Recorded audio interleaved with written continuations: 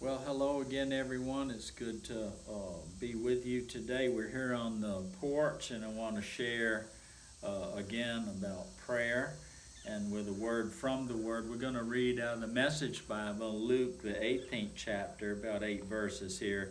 This is Jesus speaking. It says, Jesus told them a story showing that it was necessary for them to pray consistently and never quit. He said there was once a judge in some city who never gave God a thought and cared nothing for people. A widow in that city kept after him. My rights are being violated. Protect me.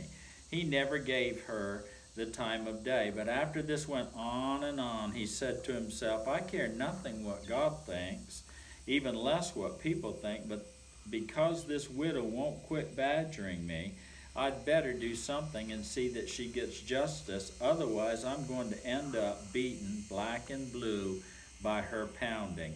Then the master said, do you hear what that judge, corrupt as he is saying?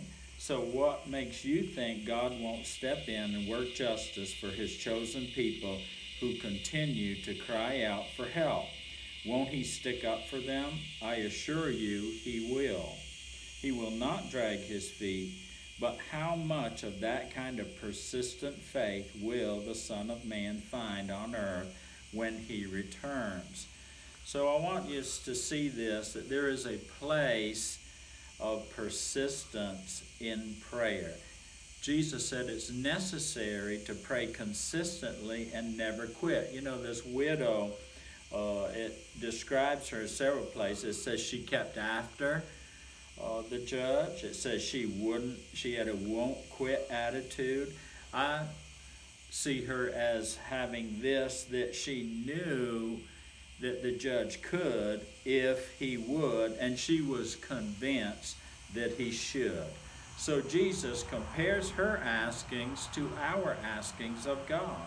We're encouraged in these scriptures, as Jesus said, to continue to cry out for help. But he does set a condition. There is a requirement. He says this in his bringing a conclusion to how we should pray. He said, but how much of this kind of persistent faith? See, we need to be consistent in prayer, never quit. And the only way to do that is to bring a persistent faith.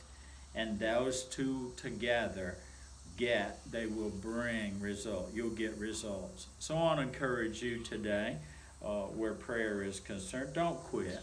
Keep on praying. Stay in faith. Stay at it. Stay with it until the answer comes.